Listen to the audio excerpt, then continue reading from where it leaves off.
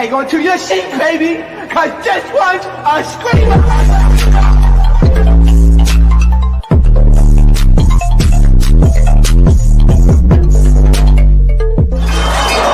Are you not entertained? Are you not entertained? Are you not entertained? Entertainment, so time come out with another video. We're doing a quick Hollywood hot topics. You already know what to do. Hope y'all having a good day. Thanks to the ones that did check out the story time. I hope y'all did enjoy it. This is March Madness, so expect a lot more content similar to that. Okay, make sure I hype up the video. All right, now Ming Lee, you guys is facing a lot of criticism due to her attending the Cardi B concert. Okay, now she replied back to all of the criticism that she got with a post saying, pick a side, no side. Who said you can't love both? Y'all just want a drama. There ain't nobody but the fans gonna say, like, let's be real. We grown, and when y'all get old and wrinkly, what we post ain't gonna matter. So respectfully, I don't give a F. No shade, Ming Lee. You already look a little older, wrinkly and stuff. No, it's gonna be Ming look a little old for her age, you guys. But a lot of y'all are doing too much with this. Why do y'all expect her to have undying loyalty for somebody who publicly doesn't even acknowledge her as of 2025, 2026? Like, let's be real here.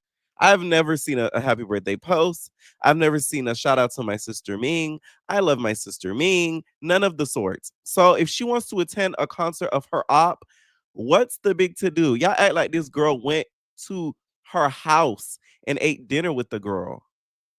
I don't get it. She could attend the tour if she wants to. And she got more criticism because she was in her section, which once again, I feel like she has the right to do so. At the end of the day, the way that Nikki has treated her for these years and the lack of acknowledgement towards her own blood sister, you guys don't know what the relationship they have behind closed doors. What Nikki will tell y'all is one thing, what Ming will tell y'all is another, and the truth is probably lying in the middle. So to me, I don't see her picking a side with her doing this. She is attending a concert just like everybody else. A lot of y'all attending the concerts that has talked shit about Cardi B. Let's talk about that.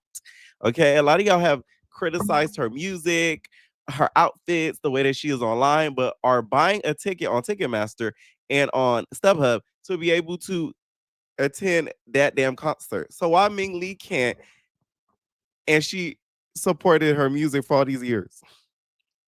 Why? Just because her and her sister got into a huge Twitter beef? Now, Ming is better than me because I would have attended that bitch incognito. Ming looks like 10 to 15 different Chinese women on a regular. So she could have easily blended in with the crowd. Had she did some better work in disguising herself, she could have wore some different wigs. You know how Peter had that top hat when he was under disguise and he was trying to hide from Lois, I think? She could have did something like that and never would have been spotted out by the general public and could have avoided all of the drama altogether. That's what I would have did. Because y'all not finna get on me for attending a public concert that everybody and their mama going to as if it's a crime. You know what I'm saying? Like, come on. I don't care what nobody says. I don't think Ming is wrong for doing this at all. And for y'all that's criticizing her as well, please let me know the last time y'all talked to y'all sibling that y'all beefing with.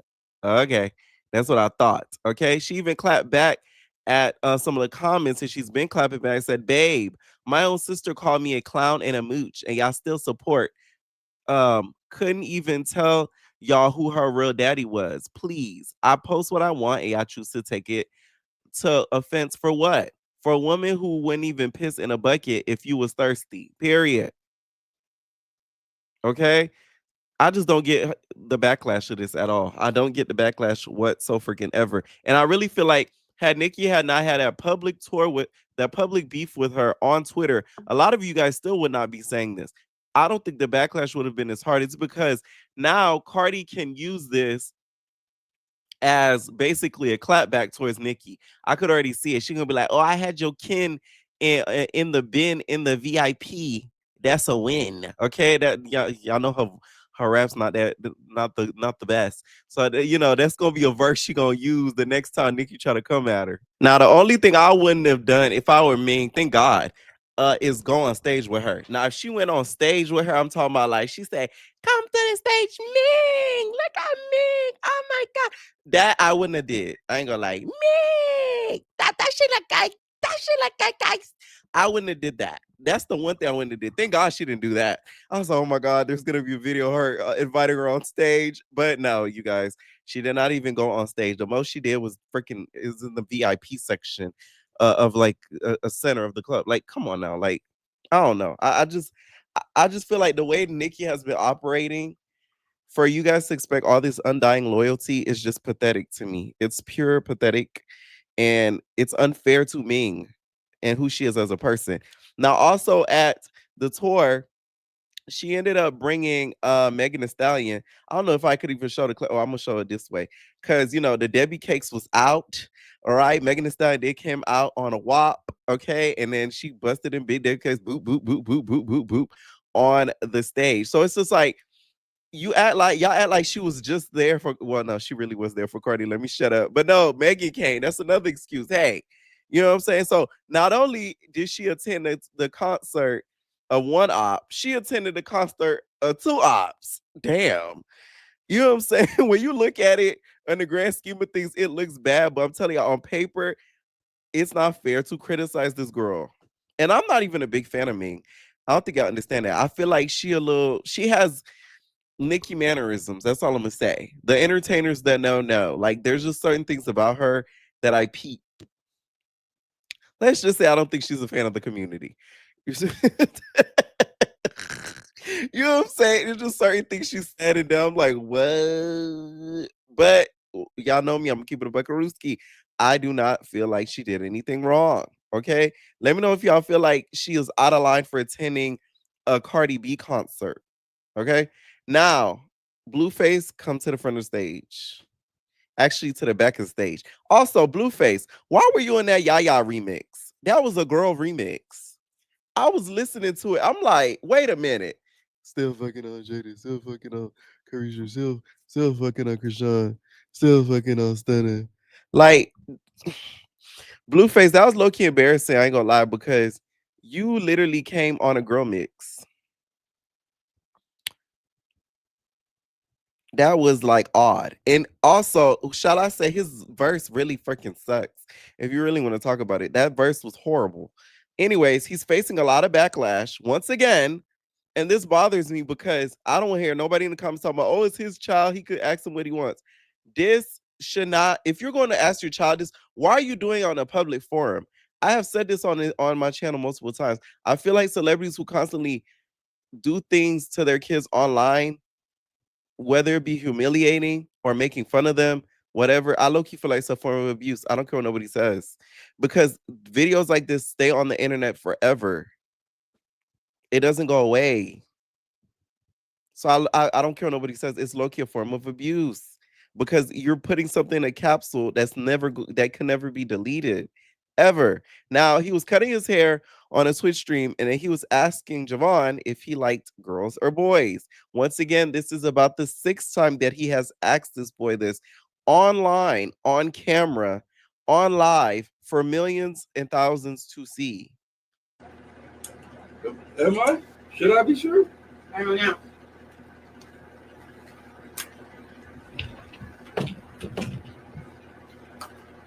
So I have to literally sit here. So every time I get leave us alone. Every Tell time her I leave turn us around, you say alone. weird ass shit.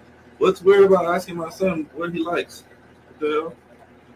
Don't do that. I need right to now. know. Okay, but don't do that right now. The fuck? Don't do that right now. Do it when I want to do it. No. I'm not gonna be quiet. No, shut up. You shut up. The fuck? That's weird. I'm weird because I want to know my son. Don't ask him shit like that right now. I'll ask him Don't do whatever that. I want to ask him. Okay. We'll talk to you later, chat, because I'm about to unplug all this shit. What are we talking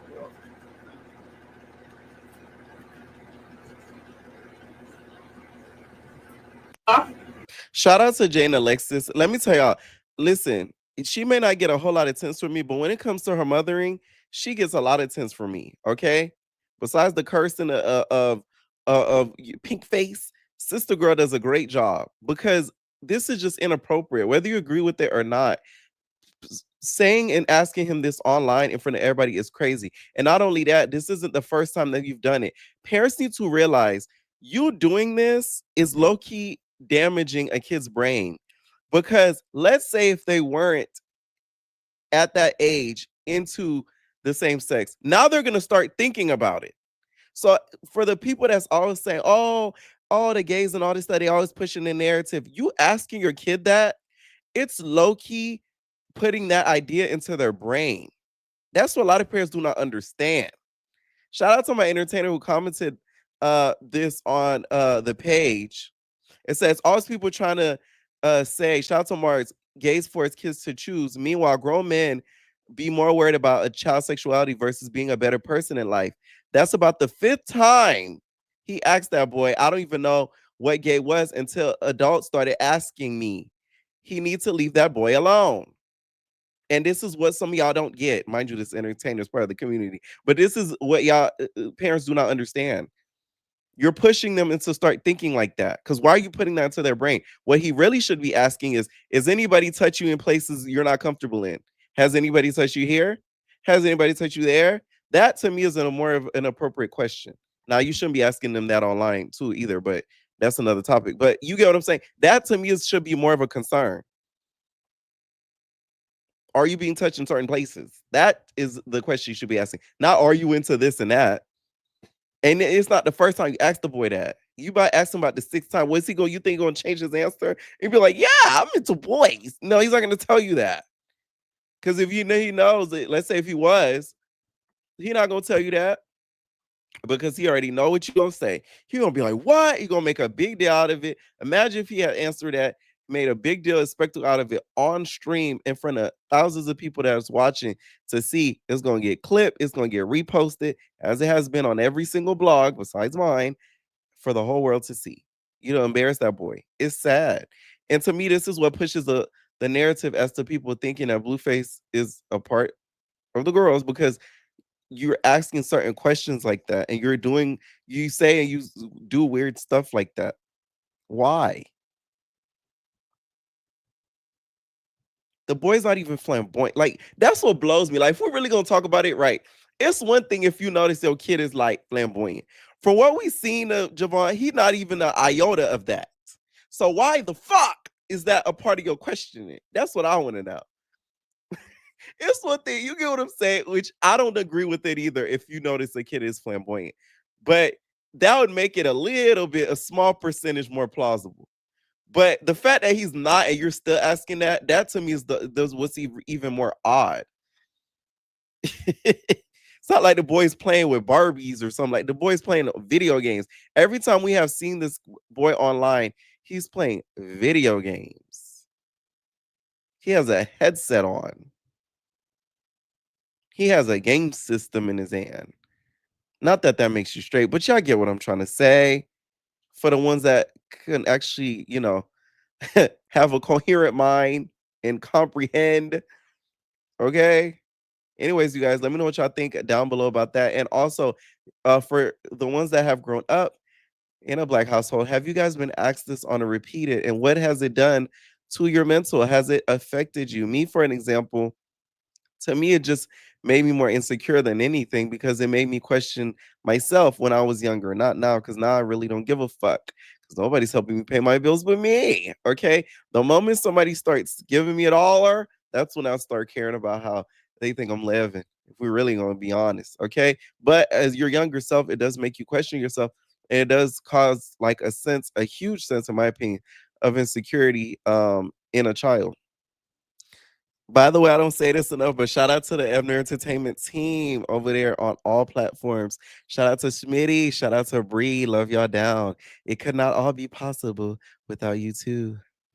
And it looks like Blueface is gonna have more children that are males to torture, low key, because he is having a boy with Nevaeh. Okay. Now it has not been confirmed yet if the child is his, which I'm guessing a DNA test will probably be done. But good luck to that child as well. And hopefully he doesn't ask him numerous times if he's straight or gay. Now, 50 Say you guys is teasing a surviving T.I. and T.I. documentary, which he then deleted. First of all, I don't think this is going to see the light of day because the difference between T.I. and Tiny and Diddy, they beat those cases. Diddy's still fighting some of them. So he could Ti could really take his ass to the cleaners if he puts this out there. I don't ever see this documentary ever seeing the light of day because Everything that was taken to court with Sabrina, they beat that. So for him to do that, he would be putting himself at risk to face legal action. So I feel like he's just doing this to troll. And also, to me, it's not going to be as interesting because if this was proven wrong in the court of law, a lot of these things were not proven to be true. Why would I then want to entertain and watch versus the Diddy stuff, which we knew a lot of what was in that docuseries was to be true? Because guess what? There were actually people that have worked with him side by side for years before the fame, during the fame, after the fame, after the accusations. With this, it would just be what? Women that want some money because you would have paid them to do the docuseries and they may have slept with T.I. and Tiny maybe once or twice and they need a come up, so they're willing to risk getting sued to appear on the docuseries. No, it's just not gonna hit the same. And I kind of wish he wouldn't put this out there because to me, what it does is it cheapens the 50 Cent one, if we're gonna be honest, because it's like I not I thought, but I presumed. I presume that you did, the 50 Cent one to inform us, okay, to enlighten us. But now you're doing this. It's giving the 50 Cent the Diddy docuseries. You just did that to be petty, which we know he did that to be petty, but a lot of it was very informational versus just the pettiness of it. Because it did have some factual evidence in that docuseries. It wasn't just petty, funny shit throughout the docuseries, which it was a couple of stuff, but a lot of it was very informational that we did see. Versus this is just gonna be, I feel like it's gonna be more petty than hard evidence and hard factual evidence, which to me cheapens the Diddy docuseries. So why would you put this out? I don't think this is ever gonna be put out. Now, T.I. has recently spoken out about King. He talked about how he feels like his son is acting out of emotion, and that he's proud that the women in his family are seeing that there's men out there to protect them. To the moment. And the whole family concept. Listen, bro. You No, enjoy that? I don't. I don't enjoy it. I do not. Simply because I've spent so much time trying to get this little nigga off the ledge. Talking about King. Yes. And now he has justifiable means to undo all of the teachings that I've been teaching. Got it. I do not like this. No, I do not enjoy it. Now, Damani kept us cool. Damani's always cool. Guess what? What the fuck? What universe is this? You know what I'm saying, bro? Like, man, listen, man. See, I'm lying, okay? You could use all them big words. You proud of that boy.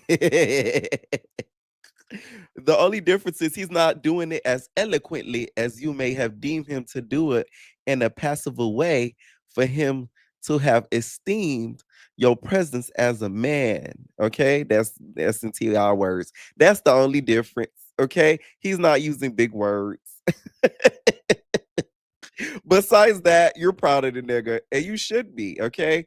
Now, the other sons don't have the type of energy that King does. We would have never seen a Damani jumping in this.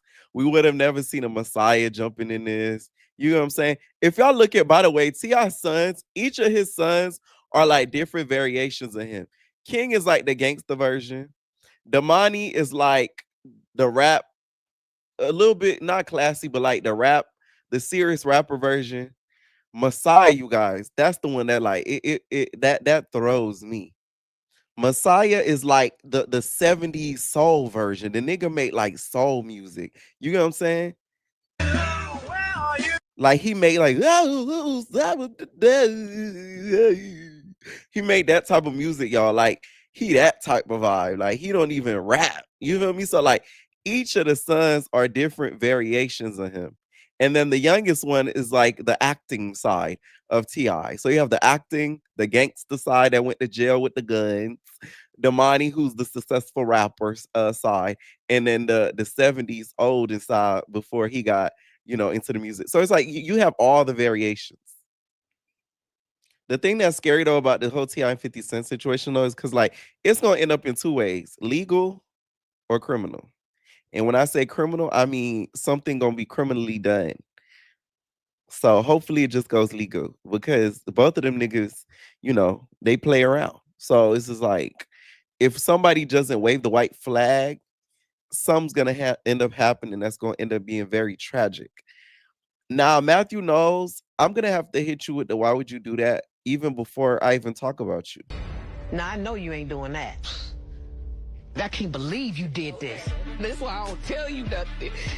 Because why you do that? Why I do what? For you to try to take away the accomplishments of Tina Knowles, okay?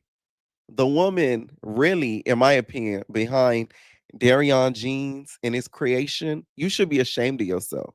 How dare you?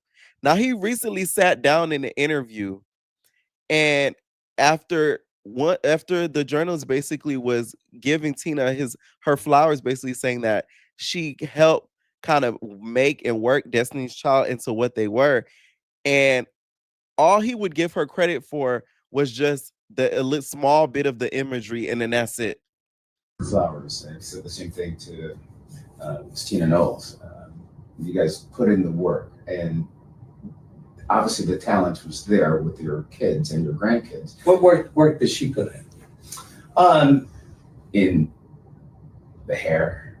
Okay, clothing, you're absolutely right. And the styling. The styling. The imaging, you're right. She claimed to have preyed on the name, and different aspects of that. Sure. So, yeah. It's a joint effort. We'll stop now. Sorry, did I say something wrong? No. We're good. All right. We're good. Thank you so much. Thank you. I really appreciate it. All right. Thank you. Thank you. Like, that was so unnecessary to me. That was so unnecessary. Like, it's given you tried to holler at her, you wanted that old thing back, and she said no. You get what I'm saying? She said no. You hit her up with a "you up" text, and then she didn't reply back. Because what's all with the tension? He gonna fuck around and get cut off again. Don't get cut off again by the nose again. Because they did it once, they'll do it again. And I wouldn't blame them if they did it this time, because it's like, to negate this woman's work. I remember there's a story that she tells about how Beyonce said that one time, I think there wasn't enough blonde in her hair or something like that. Tina cut her hair and integrated it into Beyonce's hair to make it the length that was needed. You should be ashamed of yourself saying something like that. Like, that is crazy work. Like, come on. Come the fuck on. This lady was designing outfit pieces out of a 3 set. You know what I'm saying? She had to make basically an outfit that was similar in 3 variations. You know how hard that is to do? With 3 different body types? Come on now. Like, that's talent. Can't no regular bitch just go up and do that. Like, that takes real talent to learn how to do and operate. So that in itself, he should really be ashamed of himself to say something like that. And this is why, to me, sometimes he's ostracized from the family, because that was very unnecessary and really disrespectful, to be honest. Okay? See, I'm Tina, I'll put a fucking gag order on the nigga for just trying me the way that he did. Because it's like, you should be ashamed of yourself. Now, it looks like Stefon, you guys, is going to be allegedly released soon from the Patriots. I told you guys my belief as to what Cardi B contains. I do feel like she has a bad love spell on her, which I feel, if y'all do your research, feel like somebody put like a bad love spell on her. Any man that she dates or gets with, they end up having, a lot of issues come to them. Same as if with the Kardashians. A lot of issues and problems start to arise. And I feel like this is another case of it. Okay, they say, according to ESPN, a source in the league says the news will be announced on March 11th, the start of the new NFL year. Diggs was with the team for 1 season despite signing a 3-year deal worth $63.5 million. The decision is to believe to be financial, as the Patriots will now save $60 million in cap space. Ooh, child, inflation is bad when the big giant heads is making financial cuts. Social media users believe Diggs confirmed the release with recent posts to his Instagram story. One post stating, "Thank you for a hell of a year. We family forever at Patriots." This news comes after his recent breakup with Cardi B, while also facing felony strangulation charges from his personal chef. Okay? And y'all can't be making fun of Cardi B too much because they're not together. You know what I'm saying? Some of y'all say, "Oh, another man, another unemployment." And I'm like, no, that's unemployment after. You know what I'm saying? They're not together. That doesn't count. Okay. Now Bravo is facing this big suit. This shocked me because if y'all don't know, I love Below Deck. Okay. I love Below Deck. Okay. A good Below Deck marathon will get you happy. Okay. If y'all don't know Below Deck is, it's a Sean Bravo where basically they show the employees on a boat. They'll show the captain, they'll show the chief stew, the stewardess, all of the things, and they work on the boat. And one of the employees that were there, uh, his name Emily, he's suing Bravo for basically ruining his reputation in the boating industry and basically manipulating how the editing was done. So he's suing them for $850 million. And it's for sexual harassment allegations. They say his name's Emily. So if y'all remember, he was on the older seasons of Below Deck. This is how I know who he was, because when they play the marathons, they like to play a lot of the older seasons and the newest season that's airing. Let's say Emily Coates claims producers portrayed him as immature and sexually aggressive, and he's now taking them to court over it. But the producers say his suit should be tossed out because they're protected under the First Amendment. Emily filed a federal lawsuit in New York claiming $850 million in damages for NBC Universal and the reality show producers. So this is how he looks at the moment. Emily says he's a South African citizen and a professional yacht deckhand who was hired to be a star of the show in 2015 for season 3 at the age of 23. Emily claims he was told the show was going to be like a documentary, only to find out it was a salacious reality TV drama. He claims he was essentially manipulated into embarrassing scenarios. He claims producers pressured him into a fake romantic storyline with his castmate Raquel Rocky, encouraged heavy drinking, orchestrated charge encounters, and humiliating pranks. Which, first of all, I'm gonna defend Bravo on this. The pranks you don't have to do and engage in, and also the drinking, you don't gotta drink. It's no shame. One, Below Deck, they make you go on these outings when they're off of work, quote unquote. You don't have to drink. I've watched seasons where some of the cast members will go out, they don't drink because they're like, oh, I have to be up the next day. I don't want to drink. I don't want to do this. No, I'm good.